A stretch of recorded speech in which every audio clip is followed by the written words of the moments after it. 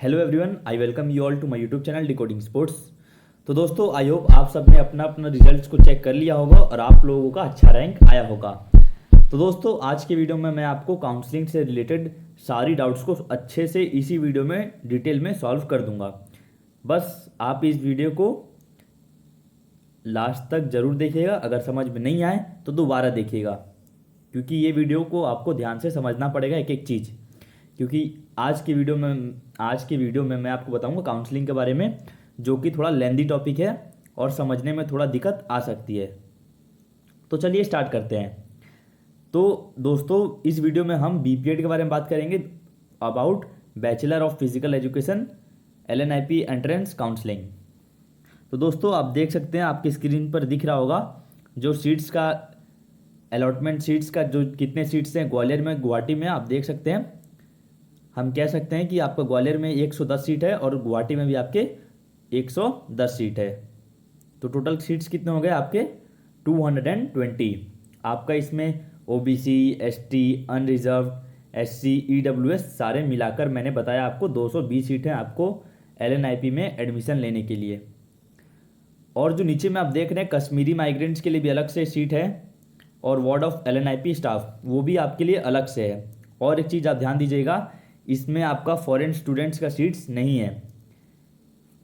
जो मैंने 220 सीट्स बताई वो आपकी एक्सक्लूड करके फॉरेन स्टूडेंट्स को, वार्ड ऑफ कश्मीर में माइग्रेंट्स को और ward of एलएनआईपी।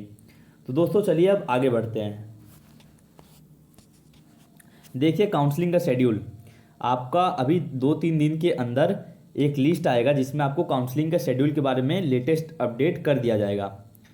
Choice filling dates online होगा, आपको बता दिया जाएगा उसके बारे में। सीट अलॉटमेंट लेटर आएगा, फिर उसके बाद फिर आपका medical examination dates at study centre after selection, फिर आपका date of registration and payment of fees, collecting admission slip by the selected candidate from the office of the AR and commencement of classes और orientation. दोस्तों, ये सब के बारे में आपका अलग से नोटिस आएगा आने वाले 2-3 दिनों में और आपको इसके बारे में अच्छे से जानकारी दी जाएगी। अब चलिए आगे बढ़ते हैं। Very important instruction. दोस्तों, ये चीज़ को आप ध्यान से पढ़िए पहले तो। Total number of candidates for counselling shall be 50% more than the available seats in each category. तो दोस्तों, पहला पॉइंट का मतलब ये है, नेक्स्ट स्लाइड में आपको दिखाता हूँ मैं। आपको दिख रहा होगा यहाँ पर एलिजिबिलिटी फॉर काउंसलिंग। कई लोग पूछ रहे होंगे, सर मैं तो एलिजिबल हूँ तो क्या मेरा एडमिशन हो गया? दोस्तों, ऐसा बिल्कुल नहीं है। अगर आप एलिजिबल हैं, eligible doesn't means that you are selected.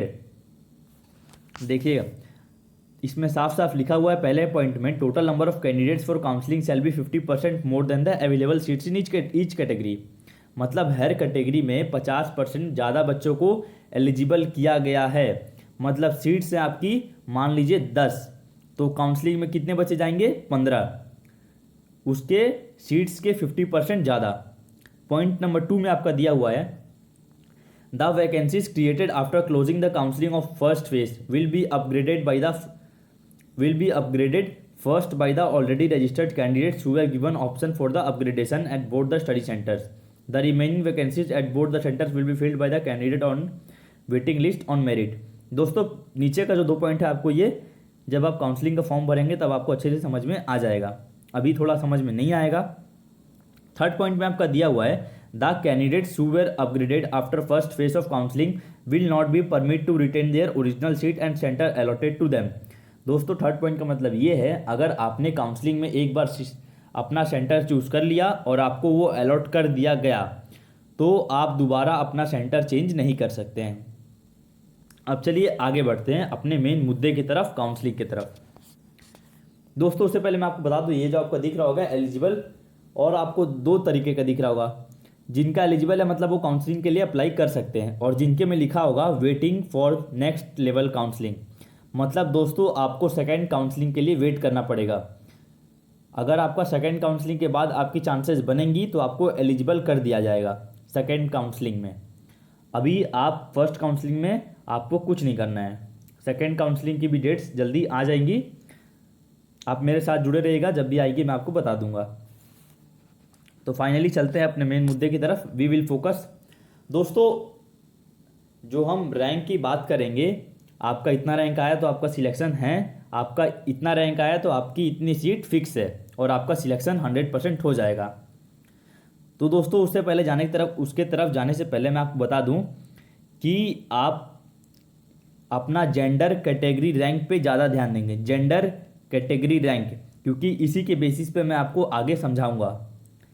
किसी को डाउट नहीं होना चाहिए कि जेंडर कैटेगरी रैंक कहाँ पर दिया है आपके रिजल्ट स्लिप में और ये क्या होता है आपके कैटेगरी का जेंडर रैंक।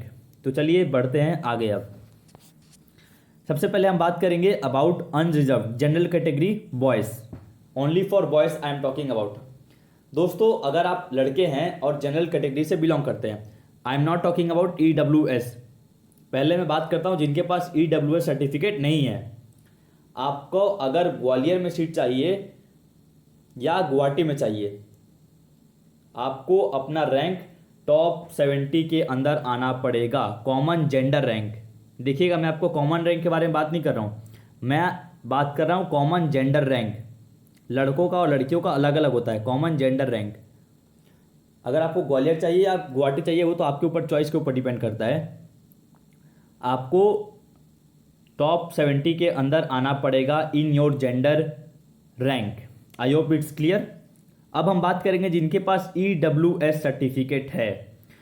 दोस्तों अगर आपका EWS में रैंक है, टॉप 14 के अंदर है जेंडर कैटेगरी रैंक, EWS का अगर आपका 14 के अंदर है तो आपका सीट मिल जाएगा।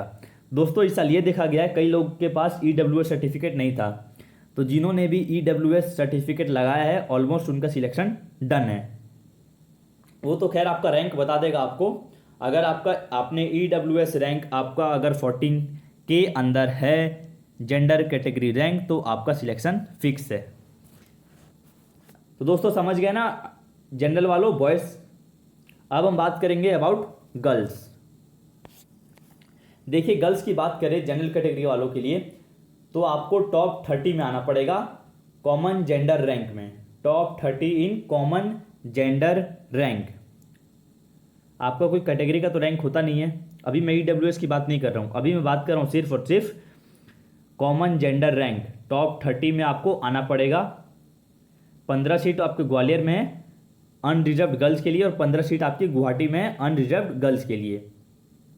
तो आपको वो चॉइस तो आपके ऊपर है, आपने कौन सा सेंटर चूज करना है। आपका रैंक क्या आना चाहिए, कॉमन जेंडर रैंक आपका टॉप 30 के अंदर आना चाहिए। इतने आपके सीट्स फिक्स हैं, इसके अंदर आप आते हैं तो आपका सीट मिलना फिक्स है 100%। अब हम बात करेंगे EWS के बारे में। तो दोस्तों EWS गर्ल्स का सीट है 3 ग्वालियर में है EWS कोटा और 3 गुवाहाटी में है। तो total EWS seats for girls is 6। अगर आपका 6 EWS जेंडर कैटेगरी रैंक के अंदर है तो आपको सीट मिल जाएगा। तो दोस्तों ये हो गई हमारी जनरल कैटेगरी की बात। अगर आपको जनरल कैटेगरी वालों को डाउट है तो कमेंट सेक्शन में कमेंट करके पूछ लीजिएगा। अगर और डाउट हो तो you can ask me on Instagram as decoding sports. तो अब हम बढ़ते हैं अगले कैटेगरी की तरफ, OBC। सबसे पहले हम बात करेंगे अबाउट बॉयज़। तो दोस्तों हम बात करेंगे, हमारा मेन मुद्दा क्या है, कॉमन जेंडर रैंक। आपको कन्फ्यूजन नहीं होना चाहिए हमारा कॉमन जेंडर रैंक है क्या। अगर आपको OBC से बॉयज़ में सिलेक्शन चाहिए तो आपका कॉमन जेंडर रैंक टॉप 38 के अंदर होना चाहिए। क्लियर। नीचे का पॉइंट ध्यान से पढ़ लीजिएगा। Note, I am not talking about common rank और category rank, I am only talking about gender category rank. I hope it's clear. Boys का 19 सीट है OBC का इन जेंडर कैटेगरी रैंक और गुवाहाटी में भी आपका 19 सीट है only in gender category rank. बार बार मैं रिपीट इसलिए कर रहा हूँ क्योंकि आप लोगों को मन में कोई डाउट ना हो और ये अच्छे से क्लियर हो जाए। अब हम बात करेंगे गर्ल्स की, OBC गर्ल्स। OBC गर्ल्स की आपकी सीट है ग्वालियर में 8 और गुवाहाटी में भी 8। टोटल कितनी सीट हो गई, 16 सीट है आपकी OBC गर्ल्स की। जेंडर कैटेगरी रैंक अगर आपका 16 के अंदर है तो आपका सिलेक्शन हो जाएगा। अब आप कौन सा सेंटर चूज करते हैं और आपको कौन सा सेंटर मिलेगा, अगर आपको ग्वालियर चाहिए तो टॉप 8 चाहिए और गुवाहाटी चाहिए तो टॉप 16। अब एक दो ऊपर नीचे हो सकता है depending upon the choices of the persons. ऐसा तो कोई फिक्स नहीं है कि जैसे मेरा टॉप 1 आया तो मैं ग्वालियर ही लूँगा या गुवाहाटी नहीं ले सकता। इसलिए मैं बोल रहा हूँ अगर ज़्यादा बच्चे ग्वालियर लेते हैं तो आप टॉप 8 के अंदर हैं OBC girls in gender category rank तो आपका सीट मिल जाएगा। तो दोस्तों ओबीसी गर्ल्स को चाहिए common gender rank in top 16। अब हम बात करते हैं नेक्स्ट कैटेगरी की जो है हमारा एससी। सबसे पहले हम बात करेंगे अबाउट बॉयज़। दोस्तों एससी बॉयज़ को ग्वालियर में सीट है 11 और गुवाहाटी में भी सीट है 11। टोटल कितनी सीट्स हैं 22। आई am talking only about gender category rank. अगर आपका जेंडर कैटेगरी रैंक टॉप 22 के अंदर है तो आपका एलएनआईपी में एडमिशन हो जाएगा। अगर आपका टॉप 11 में है तो आपका ग्वालियर और टॉप उसके बाद है टॉप 11 टॉप 22 तक तो आपका गुवाहाटी में हो जाएगा। देखिए एक दो ऊपर नीचे हो सकता है सीट, जैसे किसी का फर्स्ट रैंक आया वो गुवाहाटी ले लिया, किसी का सेकंड रैंक आया वो ग्वालियर ले लिया, मतलब एक दो ऊपर नीचे ऐसे होता रहता है। मैं आपको इस वीडियो में एक ही चीज़ अच्छे से क्लियर कर दे रहा हूँ कि आपका सिलेक्शन इतने रैंक के अंदर हो जाएगा।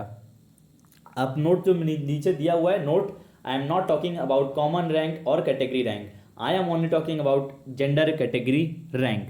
बार बार मैं रिपीट करूँगा क्योंकि कई बच्चों को कन्फ्यूज़न होता है इस चीज़ में, क्योंकि आपके बहुत सारे रैंक दिए गए हैं, कॉमन रैंक, कैटेगरी रैंक, ये रैंक वो रैंक, तो आपके मन में कन्फ्यूज़न नहीं होनी चाहिए। अब हम बात कर लेते हैं एससी गर्ल्स की। तो दोस्तों आपका एससी गर्ल्स की टोटल सीट्स हैं 10, 5 ग्वालियर में है और 5 गुवाहाटी में है। अगर आपका एससी गर्ल्स कोटा से सिलेक्शन लेना है तो आपका जेंडर कैटेगरी रैंक टॉप 10 के अंदर होना चाहिए। Top 5 for Gwalior and next 5 for Guwahati. अब हम बात करेंगे अबाउट एसटी बॉयज़। अगली कैटेगरी पे आ गया हूँ एसटी पे। सबसे पहले बात करेंगे अबाउट बॉयज़। तो दोस्तों एसटी बॉयज़ का सीट है 5 ग्वालियर में और 5 गुवाहाटी में है। कुल सीट कितनी है 10। अगर आपको एसटी कोटे से लड़कों में सिलेक्शन चाहिए तो आपका जेंडर कैटेगरी रैंक टॉप 10 के अंदर होना चाहिए। Again note, I am not talking about common rank और category rank, I am only talking about gender category rank. अब हम बात करेंगे about ST girls. ST girls से अगर आपको सिलेक्शन चाहिए तो टोटल सीट्स कितनी है 4, 2 ग्वालियर में और 2 गुवाहाटी में है। अगर आपको एसटी गर्ल्स कोटे से सिलेक्शन चाहिए तो आपका जेंडर कैटेगरी रैंक टॉप 2 में होना चाहिए for Gwalior and next 2 for Guwahati. एक दो ऊपर नीचे हो सकता है depending upon the choices of the person. मैं ऐसा फिक्स नहीं बोल रहा हूँ कि ऐसा ही फिक्स होता है। अगर आपको एसटी गर्ल्स कोटा से सिलेक्शन चाहिए तो आपका रैंक टॉप 4 के अंदर होना चाहिए only in gender category rank of ST. तो दोस्तों मैंने ऑलमोस्ट सभी कवर कर दी, ओबीसी, जनरल, एसटी, एससी।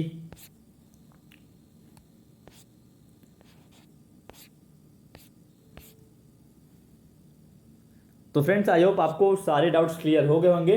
अगर आपको अभी भी कोई डाउट है तो आप कमेंट सेक्शन में कमेंट करके पूछ लीजिए, मैं आपका डाउट वहीं पे क्लियर कर दूंगा।